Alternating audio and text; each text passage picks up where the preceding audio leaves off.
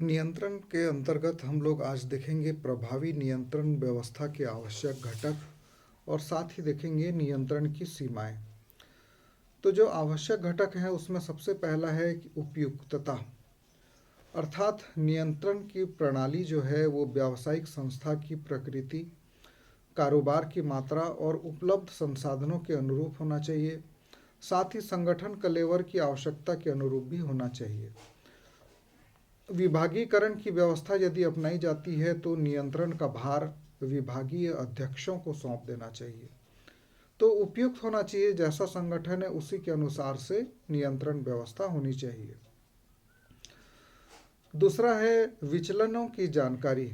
क्या होता है, कार्य निष्पादन हेतु प्रमाप तय रहते हैं और वास्तविक उपलब्धियों की तुलना प्रमापों से की जाती है।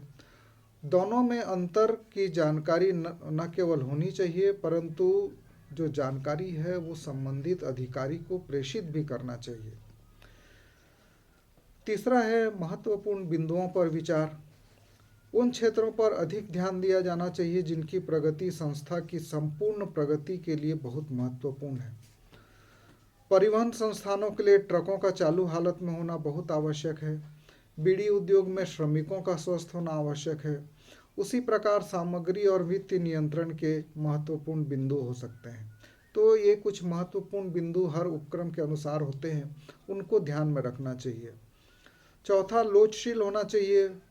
आंतरिक और बाह्य परिस्थिति हमेशा बदलती रहती है, एक जैसे नहीं रहती। तो नियंत्रण व्यवस्था में परिस्थिति के अनुसार ढल जाने का गुण होना चाहिए। पांचवा है सरल और सुगम होना चाहिए। नियंत्रण व्यवस्था जटिल होने से वो हमको आसानी से समझ में नहीं आएगी। ऐसी स्थिति में उसका क्रियान्वयन भी संदिग्ध हो जाएगा। छठवां है पक्षपात रहित होना चाहिए। नियंत्रण व्यवस्था निष्पादन केंद्रित होनी चाहिए, न कि व्यक्ति केंद्रित। नियंत्रक की व्यक्तिगत रुचि एवं रुझानों के स्थानों पर नियंत्रण और प्रबंध के सिद्धांतों का ध्यान रखना चाहिए। सातवां जो बहुत महत्वपूर्ण बात है कि नियंत्रण की अत्यधिक खर्चीली व्यवस्था प्रशंसनीय नहीं मानी जाती, अर्थात आमदनी अठन्नी और खर्चा रुपया वाली बात हो जाती है। संस्था की आर्थिक क्षमता के अनुसार ही व्यवस्था अपनानी चाहिए। आठवां है नई तकनीक का इस्तेमाल करना चाहिए। रोज नए नए आविष्कार और नई तकनीकों का विकास होते जा रहा है, तो इसीलिए नियंत्रण व्यवस्था के लिए इनको अपनाना चाहिए। संगठन चार्ट, मैनुअल, बजट जैसे पुरानी तकनीक के साथ ही कंप्यूटर जैसे आधुनिक तकनीकों का भी इस्तेमाल करना चाहिए। नौवां है रिकॉर्डों से लाभ। विगत अनुभवों को लेखाबद्ध कर लेना चाहिए और इसका सामूहिक अवलोकन करना चाहिए ताकि वो हमारे लिए उपयोगी सिद्ध हो सके। 10वां है सुधारात्मक उपायों की व्यवस्था करनी चाहिए। सुधार हेतु सुझाव अधिकारियों के साथ साथ कार्मिकों की ओर से भी प्रस्तुत किए जा सकते हैं और इनका उपेक्षा नहीं करना चाहिए परंतु उसका परीक्षण करना चाहिए और त्रुटियों की जानकारी होने पर तुरंत सुधार की व्यवस्था भी होनी चाहिए। और प्रभावी नियंत्रण व्यवस्था होने से वास्तव में नियंत्रण की आवश्यकता न्यूनतम हो जाती है।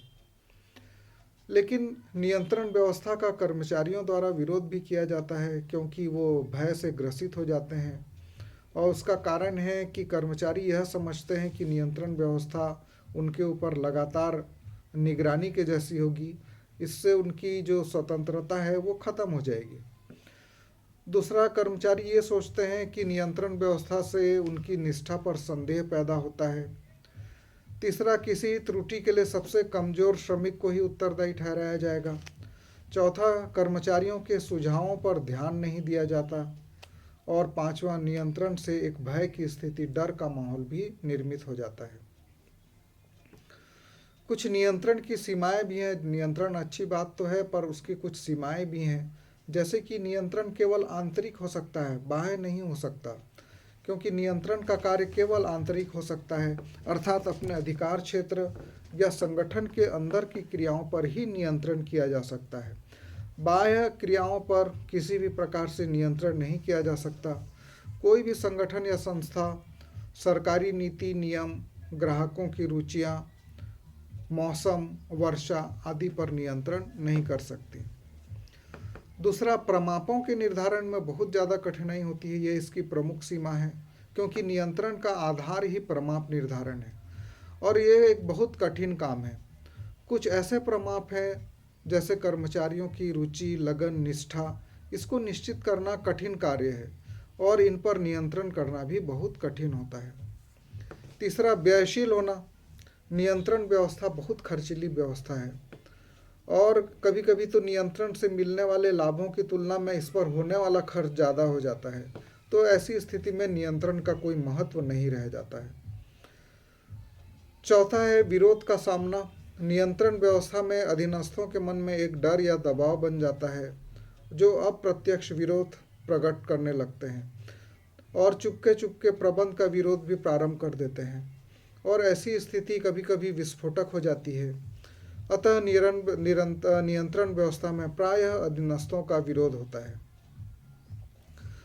पांचवा, व्यक्तिगत उत्तरदायित्वों के निर्धारण में कठिनाई होती है। कभी कभी एक कार्य अनेक कर्मचारियों से कराना पड़ता है और ऐसे में त्रुटि के उत्तरदायित्व का निर्धारण करने में काफ़ी कठिनाई आती है। जैसे आप लोग की कक्षा में कोई एक व्यक्ति हल्ला करता है और आप लोग बताते नहीं हैं कि किसने किया है, तो पूरी कक्षा को कभी कभी सज़ा मिल जाती है। ये निर्धारित करना कठिन हो जाता है कि किसने हल्ला किया था। तो इसी प्रकार सामूहिक कार्य में भी विशिष्ट त्रुटि के लिए जिम्मेदारी निर्धारित करना कठिन होता है। तो उपरोक्त जो सीमाएं हम लोगों ने देखा, ये व्यावहारिक दृष्टिकोण से उचित हो सकती हैं, किंतु वास्तव में नियंत्रण के बिना लक्ष्य को प्राप्त करना बहुत कठिन होता है। प्रबंध के अतिरिक्त अन्य क्षेत्रों में भी नियंत्रण का विशिष्ट महत्व है। शाला में आप लोगों ने नियंत्रण का महत्व देखा होगा, अपने घरों में नियंत्रण का महत्व देखा होगा। साथ ही मैं तो ये कहूँगा कि यदि आप लोग अपने व्यक्तिगत जीवन में भी नियंत्रण का ध्यान दें तो आपको सफलता निश्चित रूप से मिलेगी।